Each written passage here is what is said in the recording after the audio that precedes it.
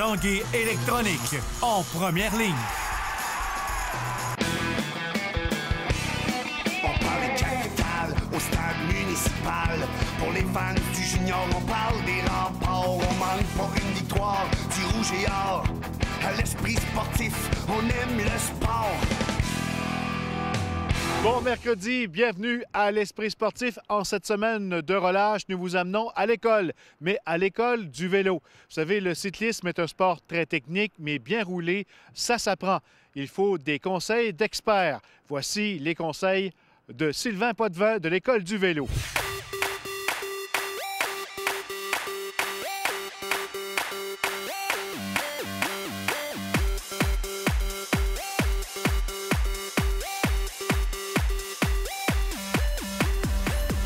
Sylvain Potvin, bienvenue à l'Esprit sportif. Bien, merci à vous d'être ici.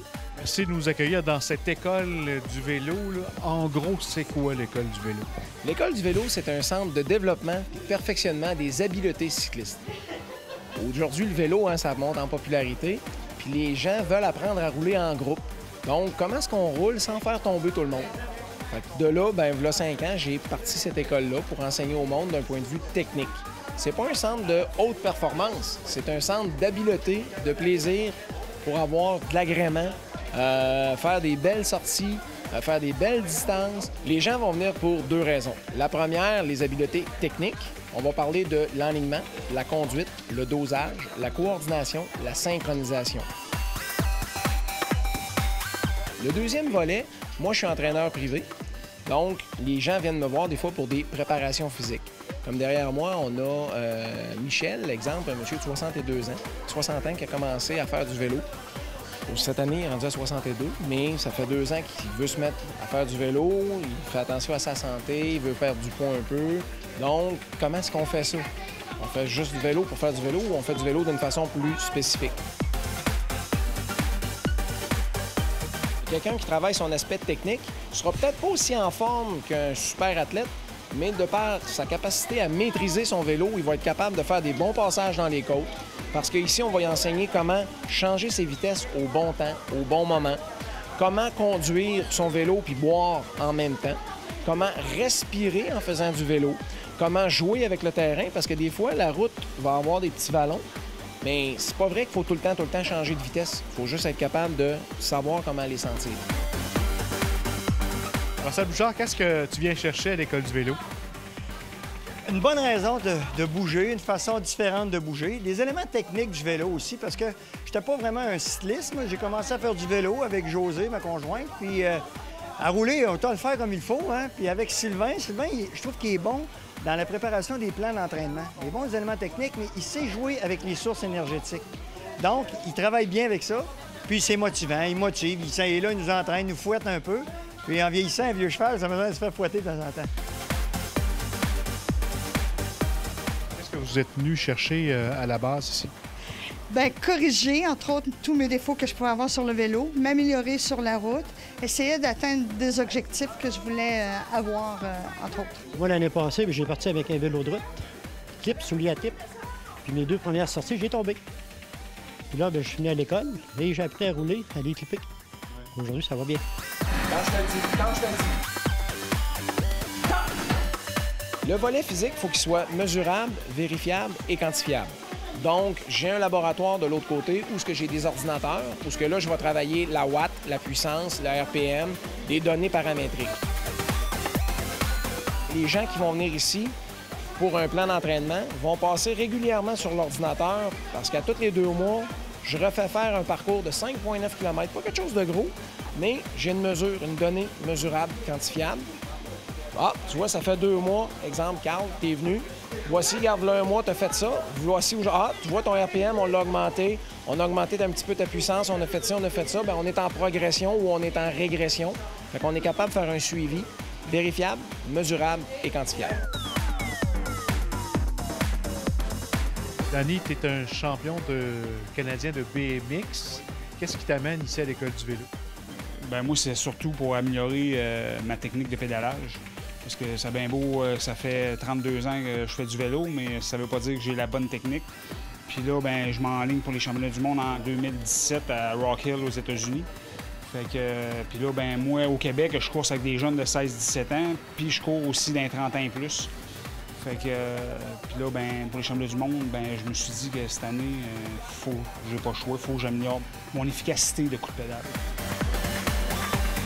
Il y a des gens, des fois, qui viennent me voir, ils n'ont pas encore de vélo. Ils sont en train de regarder pour acheter un vélo. Ils ne savent pas entre un hybride, un vélo plus sportif, un vélo en aluminium, un vélo en carbone. Bien, moi, je les dirige un petit peu, je les conseille.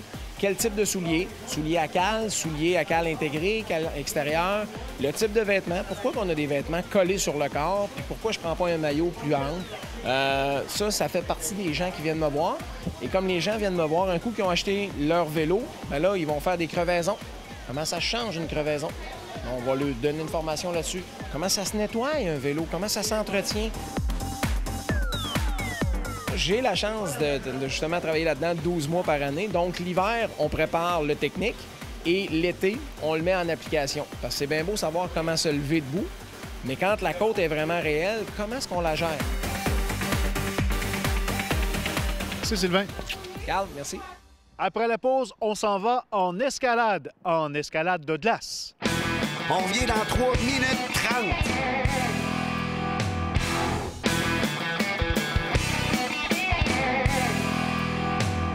En cette semaine de relâche, l'escalade est très populaire. L'escalade intérieure, mais également l'escalade extérieure. Jonathan Fournier nous amène au centre L'Accroché à Lévis.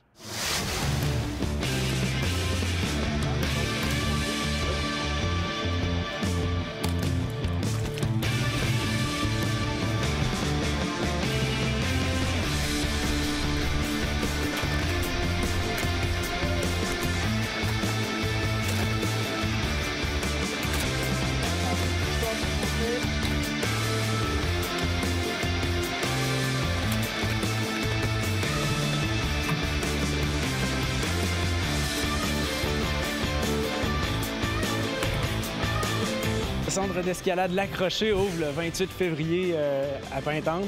Donc, on est proche de l'autoroute. On est un centre d'escalade de blocs, de voies et on a aussi une section de premier de cordée.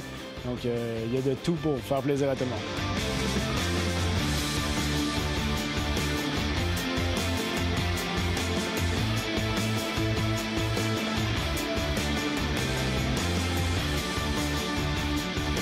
L'Accroché offre un volet de l'escalade qu'on ne voit pas souvent, l'escalade de glace. Oui, l'escalade de glace. On a un Marc-Antoine Gagnon qui est notre professeur de glace, qui est super expérimenté, qui est super sympathique. Et puis, on a eu l'idée de monter une tour d'escalade de glace sur le terrain, parce qu'il y a un terrain immense derrière ici. Pour monter une structure comme celle-là, ça nous prend tout d'abord des échafauds. Ça nous prend beaucoup de neige, donc on monte une structure en échafaud qu'on va remplir de neige par la suite. On a été chercher environ une hauteur de 30 pieds sur la tour, qu'on a ensuite installé un filet tout le tour pour ensuite la glacer, pour aller chercher à peu près un 3 pieds de glace d'épais sur notre structure.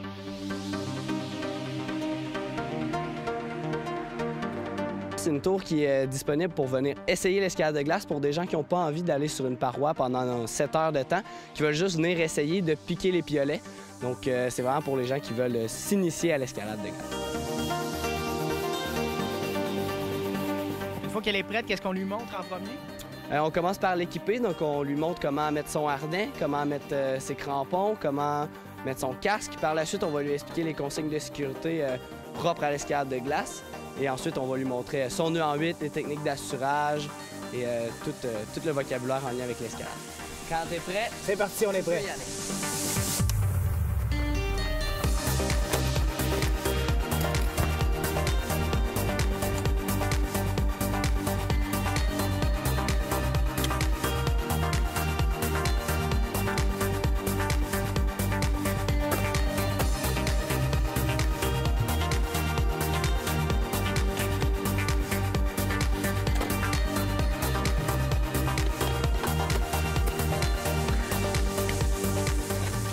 Ça va bien. On va chercher les endroits creux.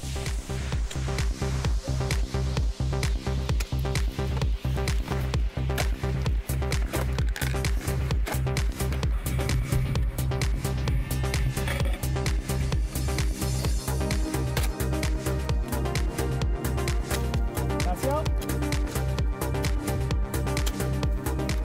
Ouais, c'est bon.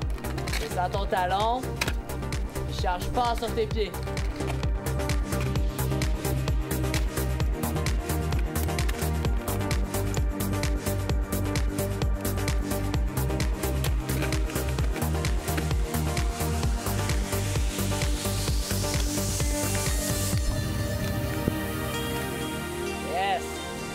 va faire des petits pas pour monter.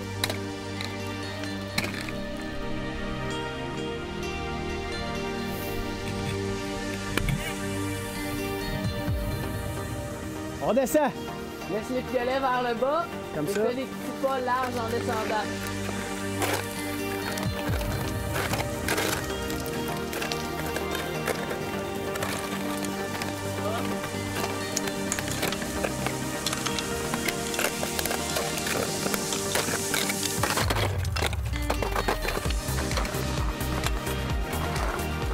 Hey.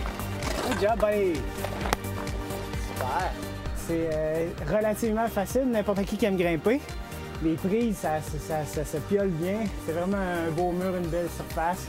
Puis l'équipement fait tout le travail, vraiment. Fait qu'il suffit de se réchauffer moindrement, puis de pousser avec ses jambes, on se ramasse en haut dans le temps de dire. Belle activité pour tout le monde.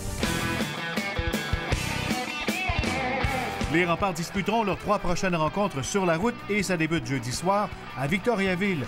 Pour l'entraîneur-chef Philippe Boucher, plusieurs joueurs devront lever leur jeu d'un cran. C'est le cas pour Anthony Duclair et Zachary Foucalé. C'est 2 joueurs qui peuvent nous en donner plus. C'est 2 joueurs qui ont été dominants dans notre ligue, qui se doivent d'être dominants. Mais regarde, ils ont eu des bons flashs ici et là. C'est la constance. Dans tout ce qu'on fait, on a parlé de devant le filet, on veut plus de constance. Défensivement, en tant qu'équipe, on va être plus constant. Je suis pas mal une déception. Je pense que je peux plus donner.